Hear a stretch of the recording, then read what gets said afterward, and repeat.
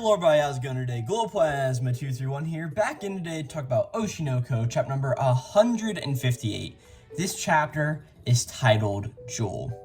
But personally, I think there is a better title for this chapter, and I think it'd be one that would be very interesting for the series as itself, because as far as I'm aware, Oshi no Ko has never had that big true title drop moment, like Ruby, you are the Oshi no Ko, or any of these other big title drops. I know recently, I don't know if any of you guys read Undead Unluck who watched this, but we recently had a title drop in there. I don't read Dandadan, but I know a little while ago Dandadan had a massive chapter title drop, and of course the things like the One Piece and but also series never did title drop like Bleach.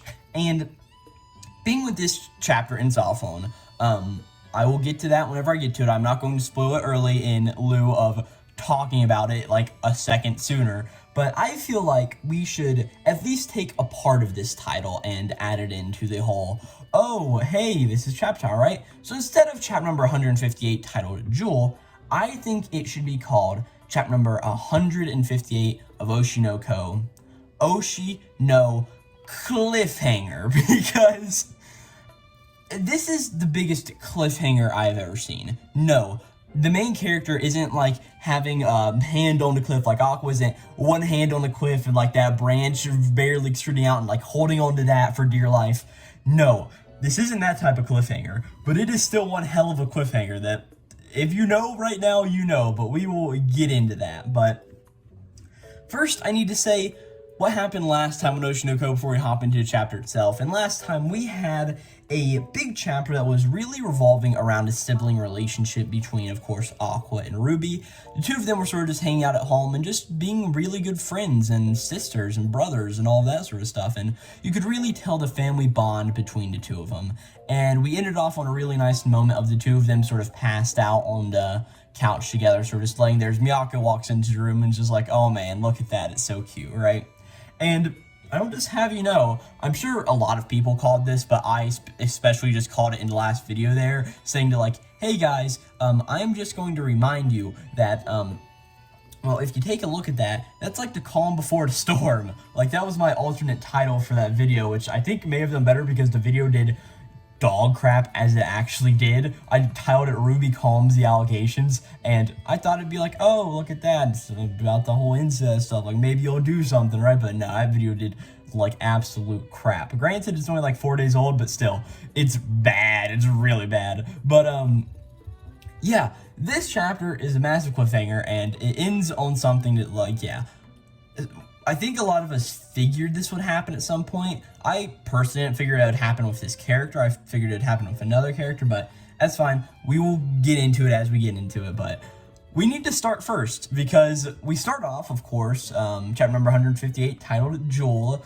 We start off in a idol concert, right? Of course, it's the Become no Hachi. I think it was titled, what, Glare X Sparkle thing that they were all going to do, and we pretty much start off with a little bit of narration as we see all three of the Become no Hachi girls, Mimcho, Kana, and Ruby, all dancing around on the stage doing their things, and we sort of just get some narration, just mainly talking about Ruby here, as it just goes, she inherits, why can't I say words? She inherits Ai's genes, and as some reports have said, has a grand dramatic origin, but her eyes are filled with pure radiance. As we pretty much see that Ruby's just dancing around here. She's got her light starring guns, and she's doing that whole thing.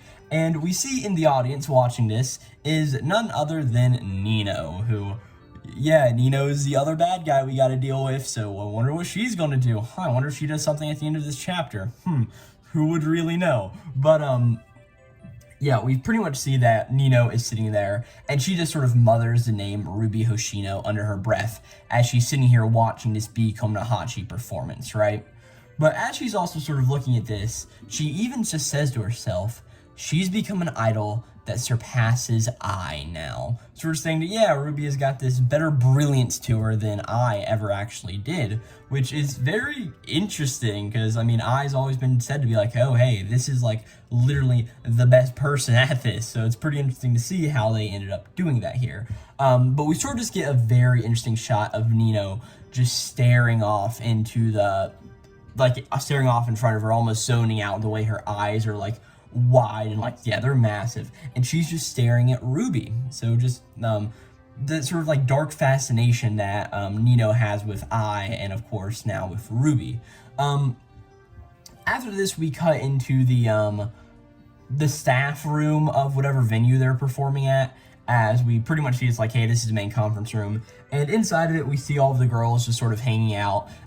Mainly, we see that Mimcho's here, and that I guess one of her friends from content creation or something named Monet appears, because it's not, at first I was like, is it Moan? But no, it's because in Japanese it's A, I, U, E, O are your values, and first is mo, and then the other is ne. So it's like money, or mone. It's a little interesting, but it doesn't really matter. I'm pretty sure that we saw this girl in specific. I think we've seen her like 2 or 3 times. I think we saw her in that one specific Oshinoko interlude chapter that focused on Mimcho, but I also could be a little wrong there because, yeah, who really knows? But pretty much, Mone pretty much comes up as like, hey, ma'am, that's a great performance you put on out there, right?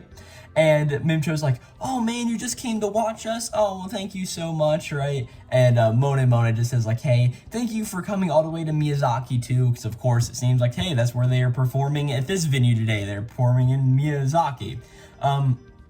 We sort of see that going on in the background, and in the foreground we see Ruby sort of sitting there, and we sort of see that she notices somebody, and it is none other than Akane, who is also here, right? Of course, Akane's got that shorter bob haircut now, in a way, no longer the long flowing hair that she sort of had to imitate Ai. It's really cool just to see like that stick, and not be like a time skip thing, because that's how shonen authors normally portray a lot of women is, oh, you don't know how these characters changed? Well, no, normally guys like trim down their hair, and girls sort of like slightly grow it out, like it's slightly different hairstyle, and that shows that 3 years have passed. It's insane, right?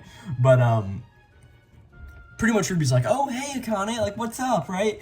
And she's like, well, we're going to perform in Tokyo too, you know? And she's like, so why'd you come all the way here to the concert in Miyazaki? Like, that's really far away. Like, why are you doing this? And Akane is just like, hey, well, I had some business here while I was at it, so I figured I'd stop by and see your performance. And she's like, besides, I may not be able to make it to the one in Tokyo, so I may as well watch it now, which I think is extremely fair of like a reasoning. But Ruby's reaction to this is, I think, is a little funny, and she's just like, oh, the one in Tokyo is held on Christmas Day, huh? Which sort of gives us our timeline, because I'm pretty sure, oh, crap, all right, let me pull up the art chapter now. Let me duplicate this tab, and then we're going to click here, and then we're going to click here. Okay, come on, all right, click there, go chapter number 157, because it was on the beginning of this chapter. What were the dates of these other concerts? I know it's not important, but it's important to me in this brief, like, 20 seconds. So let's reload the page. Can we load them? No. I think the last concert that we saw them, or no, here we are. Oh, yeah. So Nagoya was on November 21st and 22nd. Miyagi, November 28th and 29th. And yes, that's what I was thinking. Osaka was December 7th to 8th. Which I don't know where we currently stand in the date here, but I honestly don't think it matters. But we know that they have a big concert, the final one in Tokyo, on December 25th. So pretty neat, right? But Akane pretty much, or not Akane, Ruby says like, hey, the one in Tokyo is held on Christmas Day, and we sort of get a nice little reaction panel from him, where she's just like, so what, do you have like a new boyfriend or something to why you can't show up here, right? And Akane's like, no, like that's not it. And we see that she gets like very flustered here in like this small like chibi reaction panel we get, right? But Ruby's just like, hey, that's it. And she's like, do you want me to call Senpai over too, right? And Akane's like, no, it's okay. And she's like, when Akane just says like, hey, no, it's okay. When she's an idol, we see things differently, right? Of course, talking about Kana here, and of course, we know the relationship that Kana and Akane have. They have one hell of a relationship. They should get married already. But Ruby pretty much is like, wow, you're still as harsh as ever, Akane. So, a little funny panel there, as Akane just continues saying like, hey, I like seeing Kana dressed in cute outfits though, and she's like, I was able to watch till the end by imagining that she was playing the role of an idol today. It was great. And Ruby's just like, yeah, I'm glad you enjoyed it. And Akane sort of just turns around and looks over to where Kana is, as we see that Kana is over there standing with Mimcho, apparently talking with her. I don't know if Mone is still there or what. I don't think we do not see her again at all this chapter, right? But, Akane pretty much is like, hey, well, we see things differently, but since this is her last tour, and she sort of just doesn't say it out loud, but she sort of thinks just like, as an idol, she was dazzling, but she wasn't number one. As we sort of just see like an image of Kana on stage doing her thing, and as Akane says, like, hey, she's a dazzling idol, she's great at this job she's gotten herself into, but she wasn't number one because, of course, Ruby is here, and Ruby is number one, as we sort of see a image of Ruby sort of just doing her thing on the stage. And Akane just sort of continues with this narration, going like, hey, in the acting world, she can become the sun. But in the idol world, there's another girl, a girl who is absolute brilliance as an idol. And she just says like, hey, again, on stage, Kana-chan is definitely no match for Ruby. I think she's actively aware of it. However, there are many people who want to support her after seeing her fight against talent. And we just get a lot more. I forgot how much narration we get here, but she just continues saying like, hey, what do you like about being idols? Why did you become her fan? How do you support her? Is it good that there are many possible questions out there as for as many number of fans that she has? But for that reason, some people may find Ruby unpleasant. There will be those who are trying to destroy this sparkle. And that's where we end this narration, is we get a bunch of really interesting visuals here. Of course, we get the whole thing of like, she was number one, we see Ruby up on the stage. Whenever Akane's talking like, hey, in the acting world, Kana can become the sun, we see an image of her during the 2.5D stage play arc, of course, playing her character, who I totally forgot because I have not been watching the anime. Sue me, I'm sorry, I'm at college now, and I barely have time to record this video and get it out on a 2-day basis, but that's besides the point. I forget who she played in the 2.5D stage play arc. I remember she did a decent job, and that's all there is really to say about it. But then with this whole idea of talking about Ruby and how people may want to destroy this sparkle, we see a really interesting image of what I can take to be a CD case on the ground. And of course, the image on the CD case is a picture of Ruby. And it's on the ground, and it is completely shattered. And this is over the panel where it says, for that reason, some people may find Ruby unpleasant. And it's like a very disturbing visual almost, just seeing like Ruby's face just like cracked and destroyed on the ground here. Very interesting and different. But I know we also get a nice little panel of Ruby here on the bottom. This will probably be the thumbnail panel because I'm not spoiling what happens in the end on the thumbnail. I think people who do that are unconsolable. That's not the right word. I don't know, what's the right word? Leave it in the comments, thank you. But we get a really nice panel of Ruby here. But here on the next page, Ruby just sort of starts talking after Akane, of course, said her whole thing of like, hey, we see things as differently, but since this is her last tour, Ruby just says like, hey, being an idol is a strange job, isn't it? No matter what you do, you can't be an idol forever.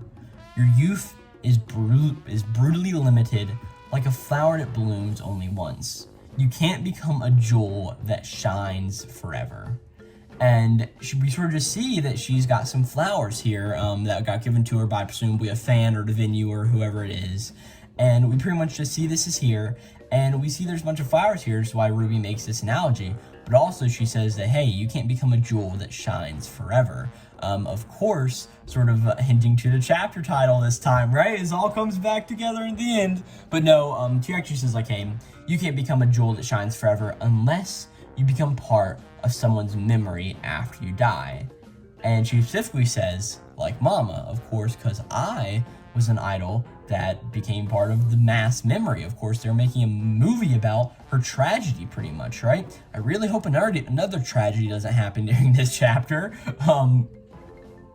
But pretty much what ends up happening is Ruby's like, but hey, in our case, but she doesn't get to quite finish that sentence as we suddenly cut outside the venue, supposedly, I don't really know, as we see Nino is on the phone. And as she's on the phone here, she's like, Kamaki-san, like, what are you talking about? She's like, what's the point of handing ourselves over to the police now? Like, what's going on with that? And she's like, we've already... And as she's sort of yelling on the phone, of course, she's talking to Hikaru as all of this is happening, which I'll get into what Hikaru said here in a second. We see that Hikaru ends up hanging up on Nino, as Nino's just like, you've got to be kidding me. we can't go back anymore. Since the moment we killed Ryosuke, and she just sort of looks up to the sky and she sees a billboard of the new Biko no Hachi. And she starts to look at it and says like, hey, this is all your fault. You have to continue to be the best idol forever and ever. There can't be a bigger idol than you. And this is only like 2 pages and a little bit of another, but there's a lot of interesting stuff here. So number one, we know what Hikaru thinks about this whole situation. He has pretty much given up and is willing to turn himself into the police because he's pretty much been radicalized by the whole idea that like the 15-Year Lie movie is a timeless love letter from I to you, which is such an amazing moment still. Like, oh my, it gives me shivers every time I like think about it because of how like powerful that moment was for not only these 2 siblings but also for Hikaru and masterclass. But interesting thing, since the moment we killed Ryosuke, did we know that they killed Ryosuke? Because from what I remember hearing, it was that Ryosuke committed suicide on himself after killing This video is definitely not getting monetized. Not that any of my videos are monetized yet because I'm not good, but yeah, this video is definitely not getting monetized with all of these words I'm saying here. But yeah, Nino is obviously in a very dark and deep place, and I find it interesting that her obsession with is not like it is a bad obsession, but her obsession is that was better than her, so is the only one that can be the best, and that Ruby, especially, cannot be a bigger idol than was.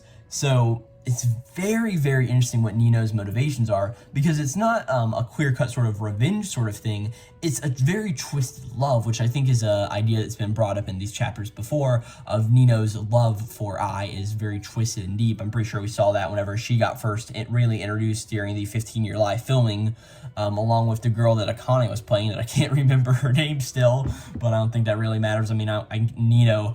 Unless what ends up happening here is we'll get to what happens at the end of this chapter. If the rest of the Biko no Hachi members who are still alive like come and swarm around Nino, but okay, we'll get into it. We need to finish the chapter first.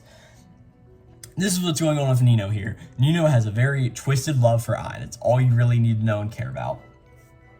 At this point, we cut to the beach of Japan. I suppose it's Japan, because Crow Girl's standing here, and I don't think Crow Girl's flying to Canada to film this one scene here real fast, right? But Crow Girl is sort of just standing on the beach somewhere. She is sitting here, she's got her arm out, and there is a crow that has landed on it. And she is sort of just, or I guess her name is really, Tokiyatsu? No, that's not right. Whatever, she's Crow Girl. I don't really care about giving her our name. Crow Girl is standing here, and she's just like, why are humans creatures that embrace love? Regret, anger, and hatred, they call them love. Envy, jealousy, obsession, desire, disappointment, despair are all love. Even they take someone's life for the sake of love, and yet humans are. And we get these 2 pages real quickly of just Crow Girl saying all of these things that are sort of love related, as we see images of 3 different characters here as Crow Girl says this. We see an image of Aqua, we see an image of Nino, and we see a image of Hikaru. Well, we don't really see the image of Hikaru, but I take it this is Hikaru because I don't know who else it could be. Actually, yeah, I still think it is Hikaru, because it's sort of got like, I'm pretty sure Hikaru's hood had that like very frizzled like edge to it, and it really looks like Hikaru's hood here. But pretty much whenever Crow Girl says regret, anger, and hatred, they called him love, we get the image of Aqua here, because of course Aqua's whole revenge was all love to his mother because of the regret, the anger, and the hatred he felt towards Hikaru in the end. Of course, he knows Hikaru at the time, but the hatred he felt towards him. We then see the image of Nino with envy, jealousy, and obsession, because of course those are all the feelings that Nino had. Of course, she envied because was better. She was jealous of her for that reason and obsessed over, and is still obsessing over even 10 years after her death. So, or no, is it 15 years or is it 10 years? I don't fucking remember. I don't really care either. But we sort of see this here. And then desire, disappointment, and despair. Those were all things that Hikaru went through. He desired I was the only person who really understood him. He was disappointed whenever he got rejected from her, and he fell into a pit of despair that led him to do all of these twisted things. in the sake of love for Ai. It's very interesting, and it's a very cool breakdown of these norms and meanings. Of course, being that this series of Oshi no Ko is all about what love can mean, it's really fascinating in my mind. And then Crow Girl sort of does her thing. But now we cut to the final 3 pages of this chapter. In this entire chapter, I've been alluding to something happening, and we see that this certain thing happens on December 25th. It is Christmas Day. It is the last day of Become Hachi's live tour. Of course, the glare, X-Sparkle, whole thing, the last show that Kana will ever be a part of for Become Hachi, all of that's going on.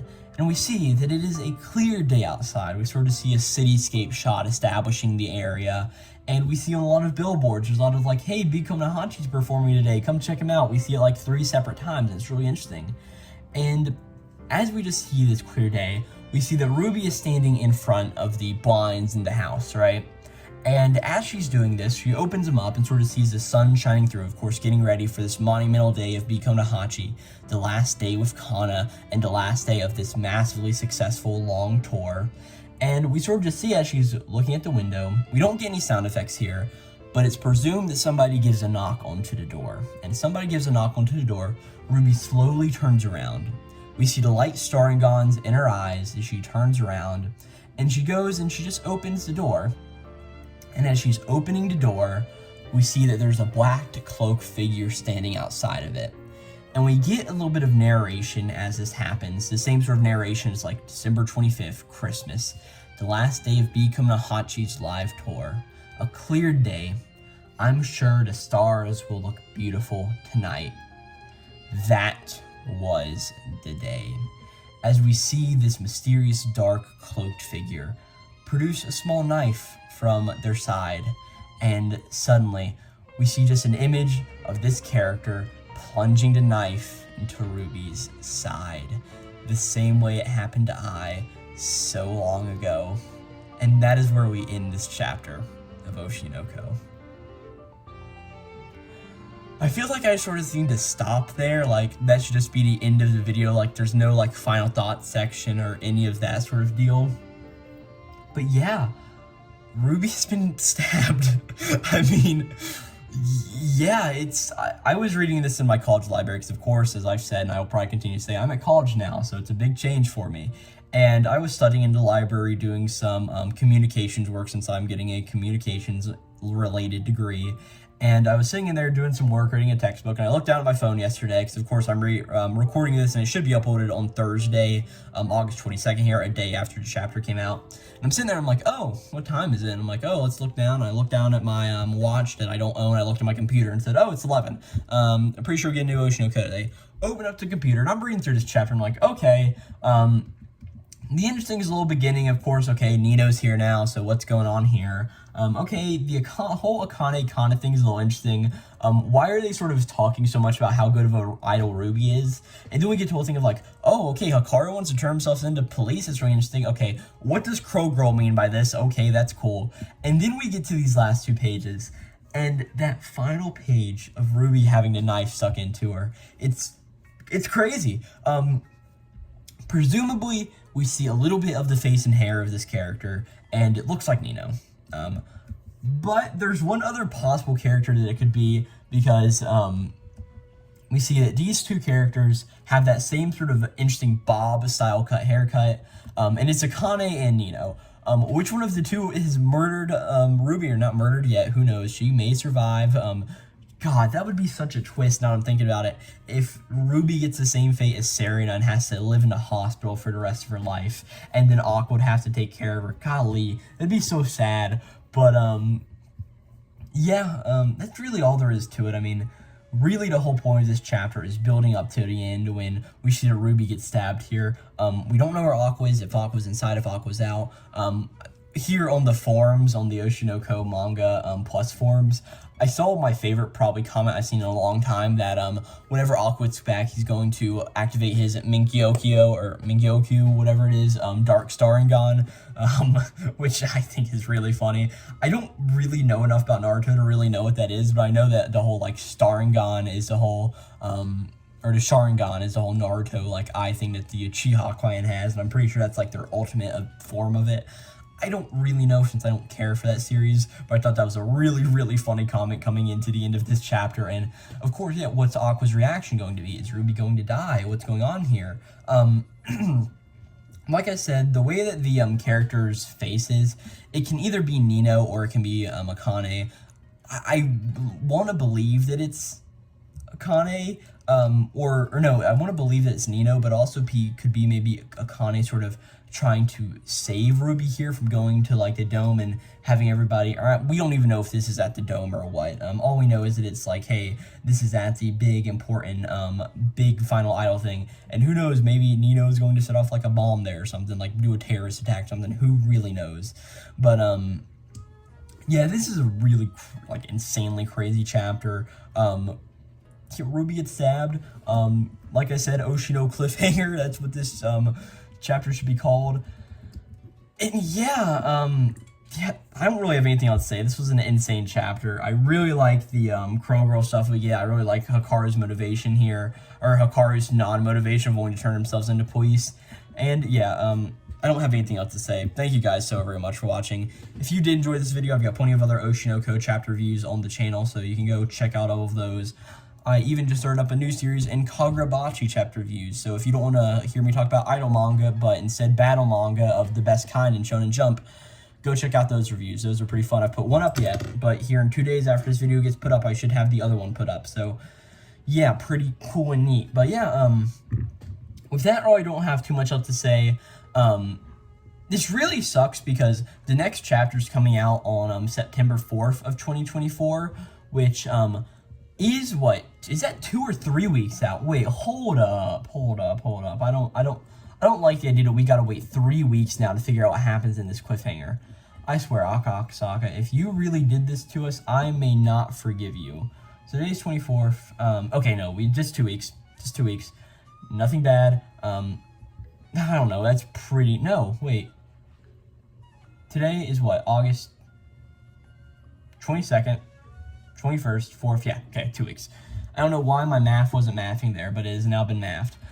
We get a week break, which we've had sort of a few of those here recently, so sort of whatever, but I understand it's a big milestone chapter, but yeah, I feel like I've rambled on for long enough here. Crazily insane chapter. I think Oshi no Cliffhanger has got to be the title of this thing.